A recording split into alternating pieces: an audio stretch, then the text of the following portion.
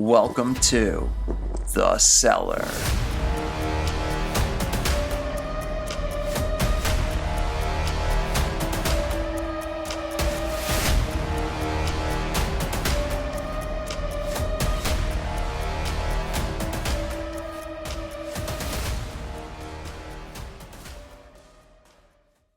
Welcome to another episode of Horrible Fates.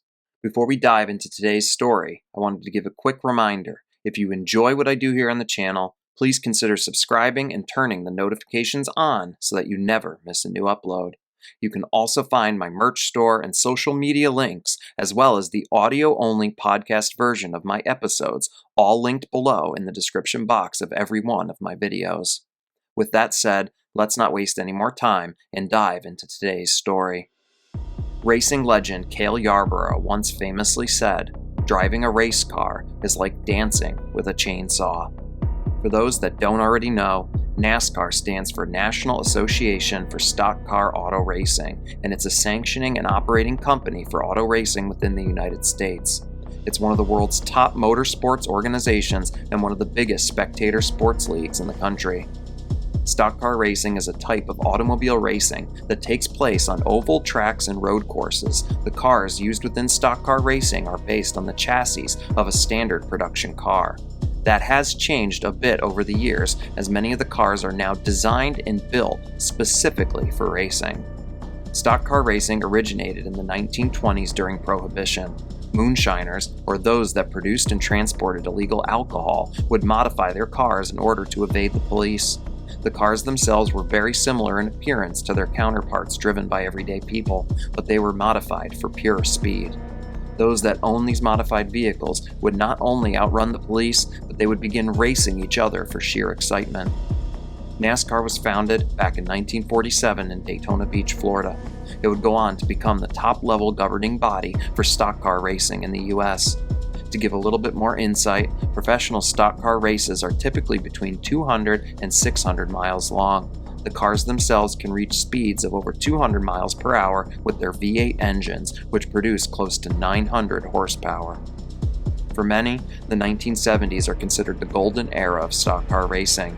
This was due to a combination of factors, including the emergence of iconic drivers like Richard Petty and David Pearson, also significant advancements in car design and technology, as well as increased television exposure thanks to sponsors like the R.J. Reynolds Tobacco Company, all contributed to the growing fandom of the sport.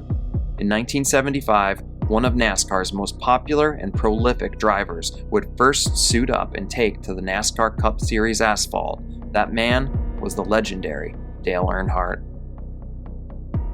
Ralph Dale Earnhardt was born on April 29, 1951, in the suburb of Kannapolis, North Carolina. Dale was the third child of Martha and Ralph Earnhardt. Dale's father was known as one of the best short-track drivers in all of North Carolina at the time. From the very beginning, Dale grew up with racing in his blood. In fact, at only 12 years of age, Dale would secretly drive his father's race car in one of his races. The competitors had no clue at the time that a 12-year-old was the one driving the car. Dale would race extremely well and even came close to victory over one of his father's fiercest competitors. Racing was all Dale ever wanted to do, and he would dedicate his life to the sport. In 1975, Dale suited up and raced in his first NASCAR Winston Cup event, the World 600, at Charlotte Motor Speedway. Dale would compete in a handful of races over the next few years, but his career really kicked off in 1979 when he raced full-time and won Rookie of the Year honors. Now, I could probably do an hour-long video diving into Dale, his life, and all of his accomplishments, but this video is not a documentary on Dale Earnhardt. At the end of the day, Dale Earnhardt would win his first Cup championship in his sophomore season.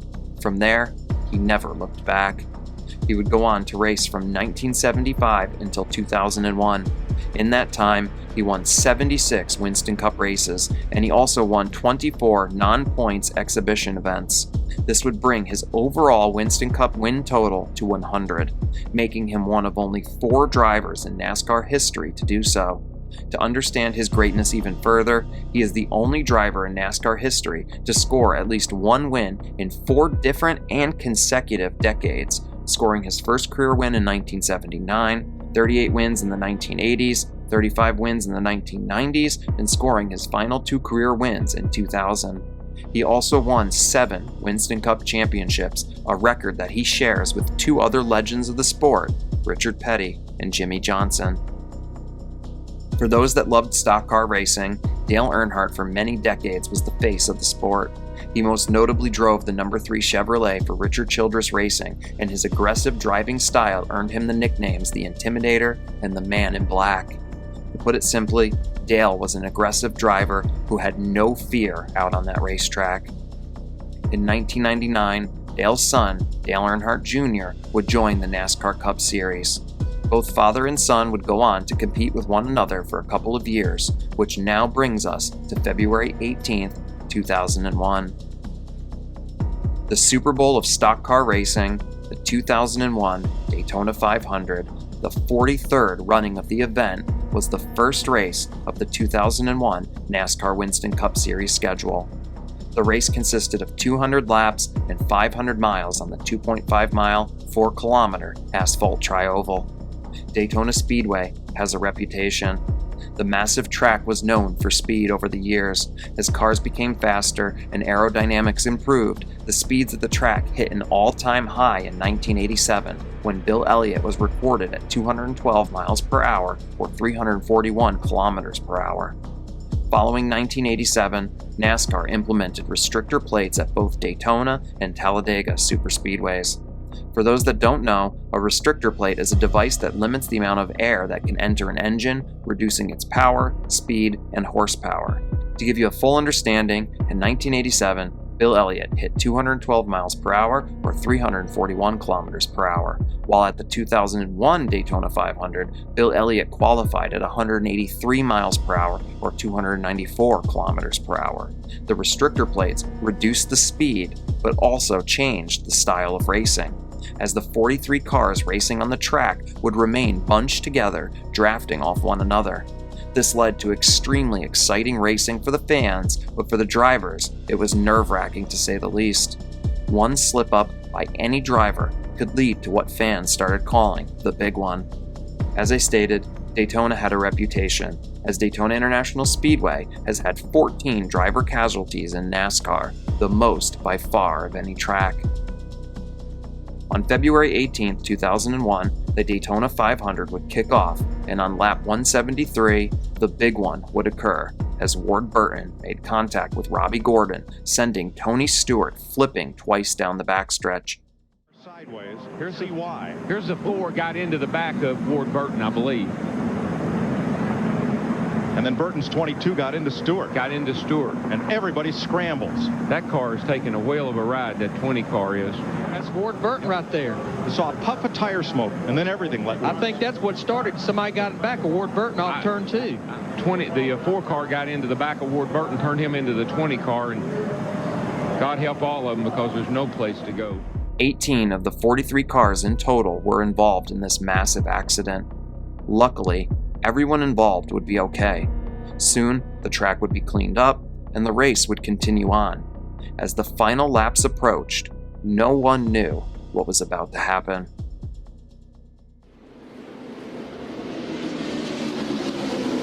And look at them go.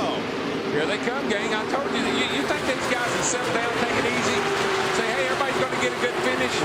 No way. They're going to race their hearts out. Come on, get him in the fold. Get him in The 3 car down. Oh, big trouble. Big wreck behind them. Man, you got it. You got it. You got it. You got it.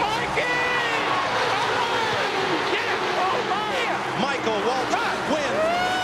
I just hope Dale's okay. I guess he's all right, isn't he? You okay? You okay?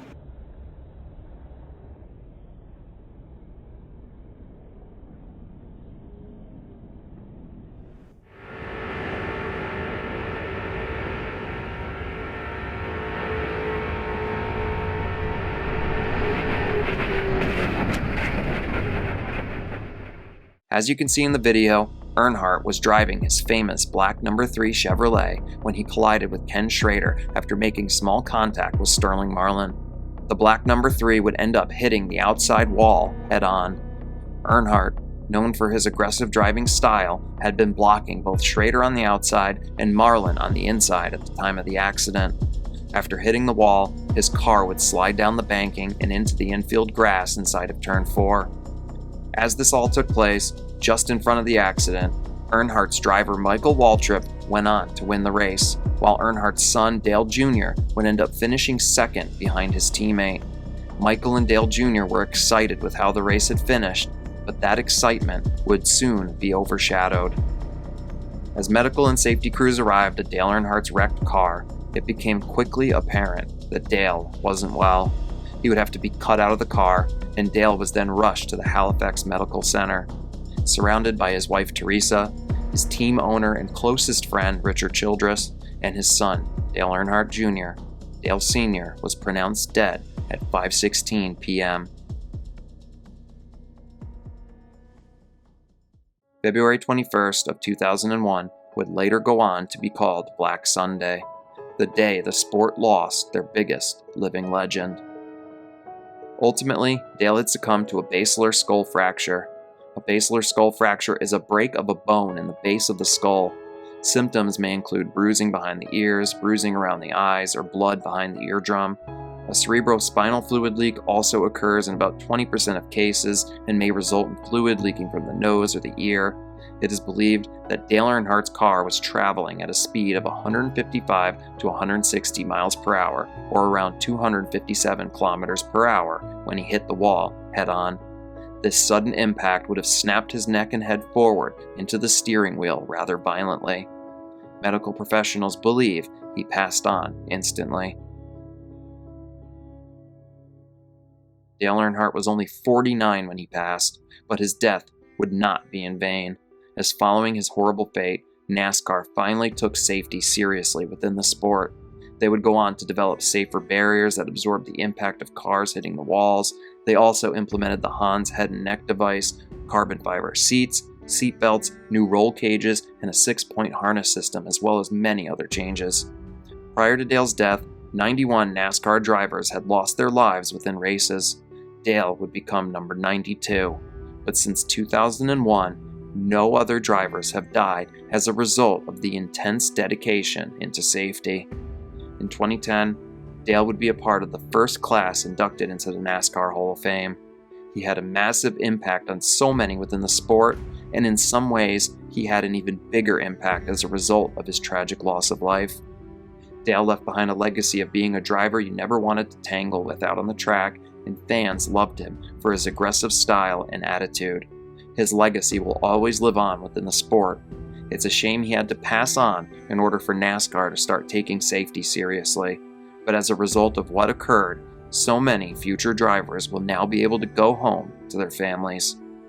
As always, my deepest condolences go out to all the family, friends, and fans of the late great Dale Earnhardt. In closing, I thought it was only fitting to go out on a Dale Earnhardt quote: "You can't let one bad moment spoil a bunch of good ones." Thank you all for tuning in to another episode. If you enjoy the content, please hit that like and subscribe button. It helps the channel continue to grow. It's also very important that you hit the notification bell and turn on notifications, as you may not be alerted of my uploads if you don't do so. In the description box below, you'll also find a link to my merch store and a link to the Cellar Dwellers membership tier for the channel. If you're interested, please take a moment to check those things out. And if you'd like to submit your own scary story or a story recommendation, you can do so using the email I have linked in the description box below. As always, I do all the research, writing, recording, and editing for the channel myself, so anything that you do to support the channel is greatly appreciated. Until next time, I will see you all again as we head back into the cellar.